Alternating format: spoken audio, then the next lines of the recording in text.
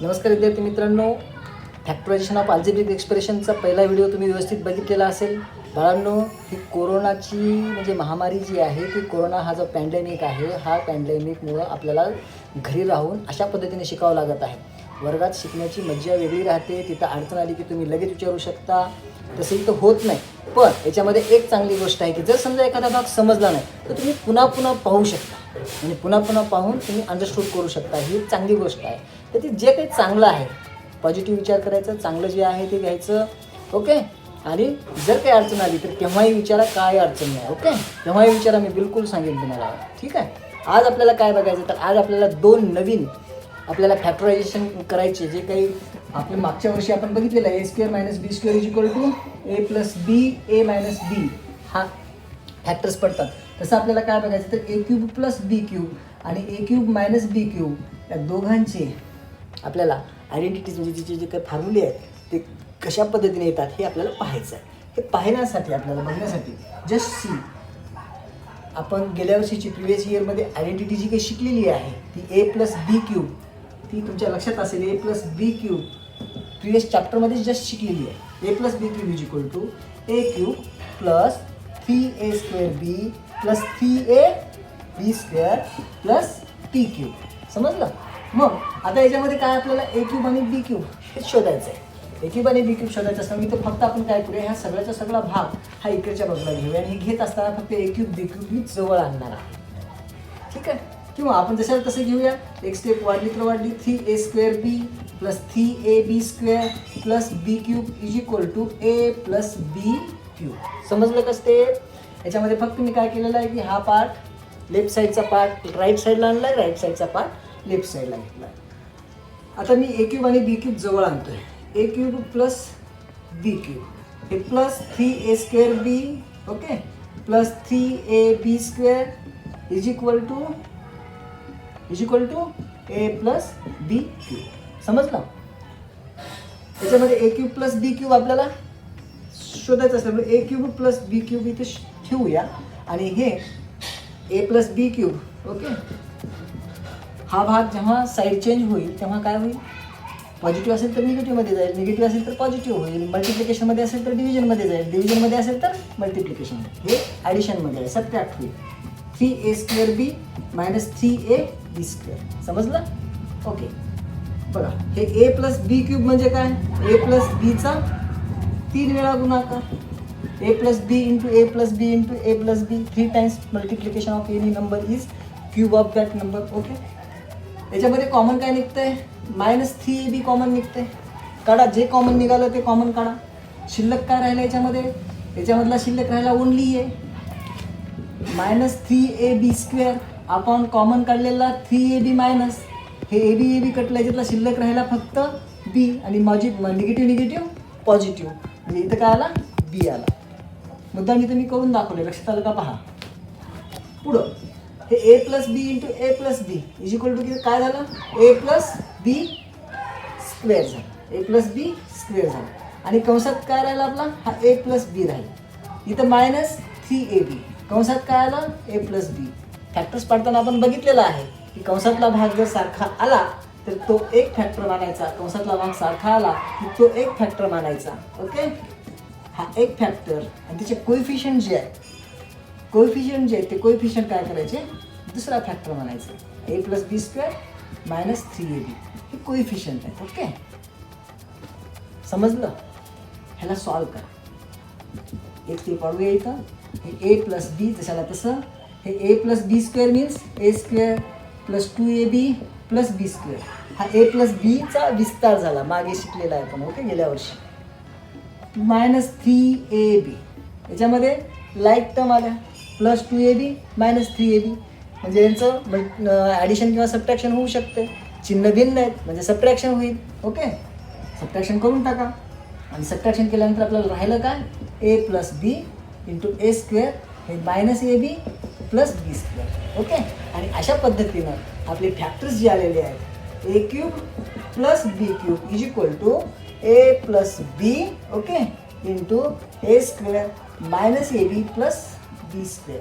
आता याच सूत्राचा वापर करून आपल्याला काय करायचं ते एक्झाम्पल सोडवायचे. समजलं का पहा सूत्र? समजलं नसेल तर पुन्हा पुन्हा पहा हा भाग आणि व्यवस्थित समजून घ्या बाळांनो. आता आपण काय करूया, याच्यावर आधारित एक्झाम्पल्स कसे असतील हे पाहूया. ठीक आहे, एक्झाम्पल्स पण खूप सोपे असणार आहेत. ओके, समजा एक एक्झाम्पल आहे, हे 27 a cube minus 8 p cube. Okay, हे 27 ए क्यूब कशाचा घन आहे?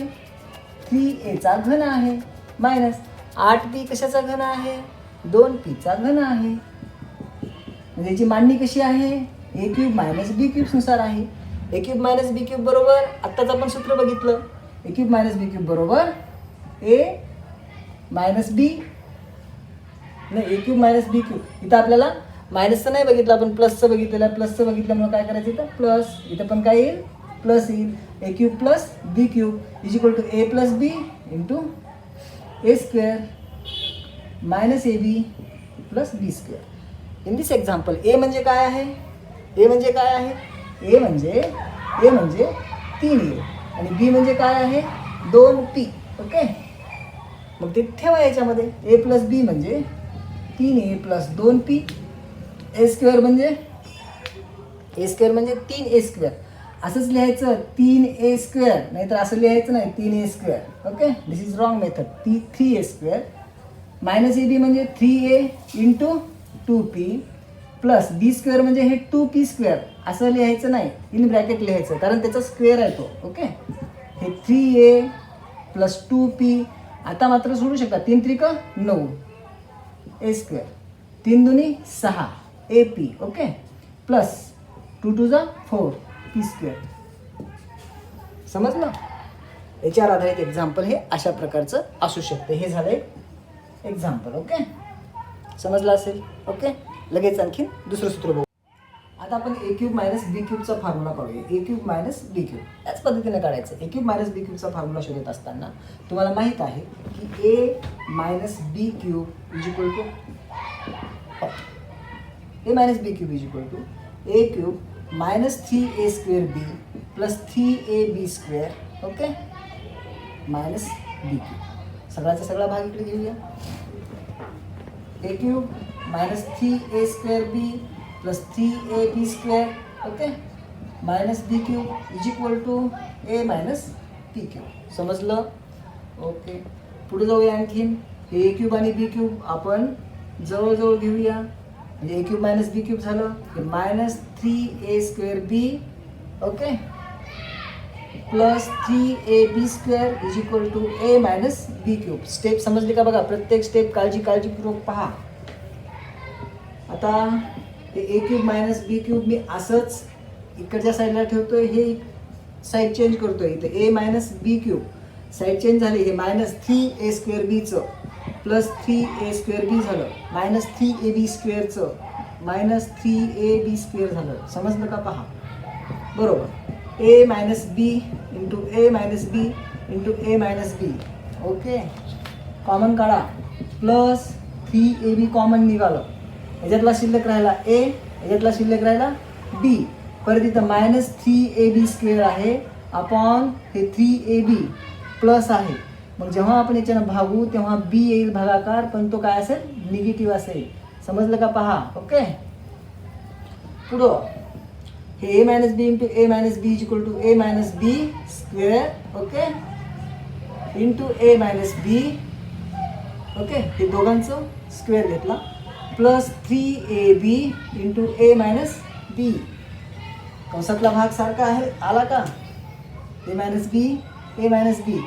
ओके, मग तो एक फॅक्टर मानायचा आणि कोइफिशियंट सहगुणक. सहगुणक काय? A minus b square plus 3ab plus 3ab याचा सहगुणक ए मायनस बीचा a minus b square. Okay, आणि मग त्याला आपण ठेवूया. आता याचा विस्तार करा. हे ए मायनस बी याला विस्तार करा. ए square minus 2ab plus b square plus 3ab. हे 2ab आहे, हे 3ab आहे. ॲडिशन सबट्रॅक्शन होते याची, करून टाका. मग हे ए मायनस बी आणि a square plus 2ab plus 3ab minus 2ab, 3मधून 2 गेलं 1 राहिलं म्हणजे प्लस राहिलं प्लस बी स्क्वेअर. आणि अशा पद्धतीनं आपल्याला a cube minus B cube is equal to A minus b. Okay. आणि ए स्क्वेअर इथे काय होईल प्लस ए बी आणि प्लस बी स्क्वेअर. हे आपल्याला सूत्र भेटलं. आणि मग याच्यावर आधारित एक्झाम्पल कसंही असू द्या. एक्झाम्पल असेल समजा फॉर एक्झाम्पल 16 4 चौक 16 16 चौक 64. Okay. 64 M cube minus 27 N cube. Okay. याची मांडणी अगोदर बघायची. कशाचा घन आहे 4 चौक 16 16 चौक 64 वजा हे 3 एन त्याचा घन आहे. ए घन मायनस बी घन, ए घन मायनस बी घन, a cube minus B cube. What is the expansion or what are the factors of a cube minus B cube. A cube minus B cube is equal to A minus b. फक्त एवढंच घ्यायचं. मग बाकीचा भाग plus असतो. A minus b into a square plus a b plus b square. In this example a means 4m and b means 3m. Put these values.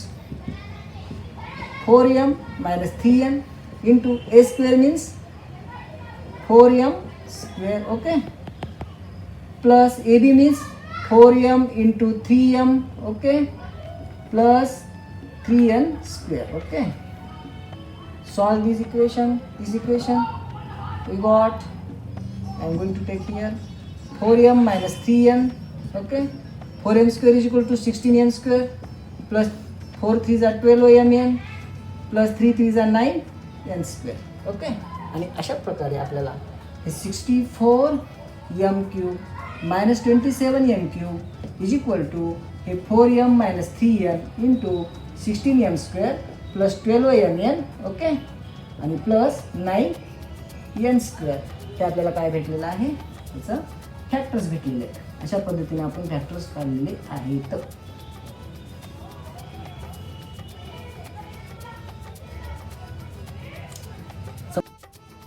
आता आपण सिम्प्लिफिकेशनचे 2 examples बघूया. सिम्प्लिफिकेशन म्हणजे सरळ रूप देणे. खूप छान एक्झाम्पल असतात. 3ही फॉर्म्युले जर आपल्याला कळालेले असतील तरच हे उदाहरणं सोडवता येतात. ओके. 3ही फॉर्म्युले कोणते म्हणजे 3ही प्रकार फॅक्टरायझेशनचे 3ही method. A cube minus B cube, a cube plus b cube. त्याच्यानंतर आपल्याला स्प्लिटिंग ऑफ मिडल टर्म म्हणजे मधल्या टर्मचं विभाजन करून फॅक्टर्स पाडणे हे भाग कळालेले असतील की तुम्हाला हे व्यवस्थित उदाहरणं बिनदिक्कतपणे सोडवता येतात. ओके. काहीही प्रॉब्लेम येणार नाही तुम्हाला. चल ए क्यूब मायनस बी क्यूब म्हणजे इथं आपल्याला फॉर्म्युला कोणता लावावा लागेल ए क्यूब मायनस बी क्यूब म्हणजे ए क्यूब मायनस 27ला फॉर्म्युला लावावा लागेल ए क्यूब मायनस बी क्यूबचा. याच्यामध्ये फॉर्म्युला कोणता लागतो का 3a मायनस 9. याच्यामध्ये फॉर्म्युला कोणता लागत नाही. याच्यामध्ये मात्र 5 3 15. ओके. 5 3 15. 15चे फॅक्टर्स आपल्याला कसे पाडावे लागतील. 15चे फॅक्टर्स असे पाडावे की त्यांची बेरीज किती आली पाहिजे -16 आली पाहिजे. तर -16 कशी येईल बेरीज. इथे जर समजा प्लस असेल तर दोन्ही फॅक्टर्स मायनस असतील म्हणजे हे 15 आणि -1 येतील. फॅक्टर्स कसे पाडायचे हे तुम्हाला मी सांगितलेलं आहे. त्या पद्धतीनं पाडा मी तुम्हाला फॅक्टर्स पाडता येतील. ओके. त्याला सोडूया आपण. ओके. इथे a cube minus B cube म्हणजे इथं आपल्याला a cube minus 3 cube. Okay. Upon हे 5a ए स्क्वेअर. ओके. ह्याचे फॅक्टर्स पडले हे 15a minus a plus 3. Okay. Divided हे आपल्याला जशाला तसं ठेवूया a square plus 3a plus 9 25a square म्हणजे कशाचा फॅक्टर स्क्वेअर आहे 5चा आहे. 1 हा 5चा स्क्वेअर आहे. ओके. समजलं. आता बघा फॅक्टर पडायला कशी मजा येते. Is equal to a cube minus B cube is equal to A minus b म्हणजे a minus 3. Okay. A minus 3 म्हणजे हा ए आणि हा बी इंटू ए स्क्वेअर म्हणजे एचा स्क्वेअर. इथे मायनस आहे म्हणजे मधले फॅक्टर कसे असतात प्लस असतात. Plus 3a. Okay. Plus 3a plus b square म्हणजे 3चा वर्ग 9. समजलं. एचे फॅक्टर इतके पडले. ओके. याचे फॅक्टर्स पाडा. हे 5a कॉमन काढला याच्यात शिल्लक राहिला ए वजा 3 वजा इथं कॉमन काही निघत नाही पण 1 कॉमन काढला म्हणजे ए वजा 3 झाले. ओके. हे भागाकाराच्या ठिकाणी गुणाकाराचं साईन द्या. नाही ते पुढच्या स्टेपला द्या काय प्रॉब्लेम नाही. भागिले हे a square plus 3a plus 9 हे a square minus b square is equal to a plus b a minus b म्हणजे 5a प्लस 1 5a मायनस 1 समजलं. छान आहे. बरोबर. त्याचे फॅक्टर्स पडले हे a मायनस 3 आणि a square plus 3a plus 9. Okay. आणि याचे फॅक्टर हा a मायनस 3 हा एक फॅक्टर आणि कोइफिशियंट 5a मायनस 1 हा दुसरा फॅक्टर. हे गुणाकाराच्या ठिकाणी भागाकार चिन्ह, गुणाकार व्यस्त होते, मल्टिप्लिकेटिव्ह इन्व्हर्स होते. मल्टिप्लिकेटिव्ह इन्व्हर्स करून टाका. 5a प्लस 1 5a मायनस 1 आणि हे a square plus 3a plus 9. पाहिल्यानंतर तुमच्या लक्षात येईल की याच्यामध्ये काय काय सारखे सारखे फॅक्टर्स आहेत. जे सारखे आहेत ते कटून टाका ना, प्रॉब्लेम नाही. हे a मायनस 3 इथं सापडला. a स्क्वेअर प्लस 3a इथं सापडला. 5a minus 1 5a minus 1. खाली काय राहिलं बाळांनो? काहीच नाही म्हणजे 1 राहील. ओके. आणि वरती काय राहिला? 5a plus 1. Okay. Upon 1. Therefore हे a cube minus 27 upon 5a square minus 16a plus 3 divided by a square plus 3a plus 9 upon 25a square minus 9 is equal to 5a plus 1. समजलं का? पहा, अशा पद्धतीने ह्याचं पहिल्या क्वेश्चनचं आन्सर आलेलं आहे. ओके. सेकंड क्वेश्चन लगेच पहा. सेकंड क्वेश्चनकडे बघितल्यानंतर याचे फॅक्टर्स आपल्याला 1 स्क्वेअर 2 स्क्वेअर हे आपल्याला 1चा स्क्वेअर आहे म्हणजे 1चे फॅक्टर्स पाडायला लागतील. 1चे फॅक्टर असे पाडायचे त्यांची वजाबाकी किती आली पाहिजे? 2 आली पाहिजे म्हणजे -1 ओके. -x ठीक आहे. ह्याचे फॅक्टर्स पडतील आपले हे 1 हे -x plus x square. Okay. Upon हे 1 क्यूब मायनस एक्स क्यूब हे इंटू आहे, काय प्रॉब्लेम नाही. त्याचे काही फॅक्टर्स पडत नाहीत. 1 प्लस एक्स स्क्वेअर आणि हा 1 प्लस एक्स जशाला तसा ठेवा. ठीक आहे. व्यवस्थित ठेवायचं, का आहे अडचण नाही. नेक्स्ट. ओके. बघा बरोबर. हे 1 कॉमन काढा. याच्यातला राहिला 1 मायनस एक्स. याच्यातला काय काढा? मायनस एक्स कॉमन काढा. याच्यातला शिल्लक राहिला -1. जर काढला आपण कॉमन -x जर कॉमन काढला तर 1 मायनस एक्स राहील. 1 मायनस एक्स आलेला आहे कॉमन. ओके. हे a cube minus b cube is equal to हे a मायनस b म्हणजे 1 मायनस एक्स इंटू आता काय होईल? a square plus ab plus b square. a बघा हा a आहे, हा b आहे. ओके. a स्क्वेअर म्हणजे 1 स्क्वेअर. ab म्हणजे काय होईल? प्लस ab म्हणजे प्लस एक्स आणि प्लस बी स्क्वेअर म्हणजे प्लस एक्स स्क्वेअर. संपलं. हे एवढंच फॅक्टर. ओके. हे 1 मायनस एक्स आणि इतकं फॅक्टर आणि गुणिले हे 1 प्लस एक्स स्क्वेअर आणि हे 1 प्लस एक्स. काय काय करू शकते पहा. आणखी फॅक्टर एक स्टेप करायला लागेल आपल्याला. हे 1 minus x is 1 factor, 1 minus x is another factor into हे 1 प्लस एक्स स्क्वेअर. हे मल्टिप्लिकेशन असल्यामुळे न्यूमरेटरचं मल्टिप्लिकेशन होईल, डिनॉमिनेटरचं मल्टिप्लिकेशन होईल. बरोबर आहे.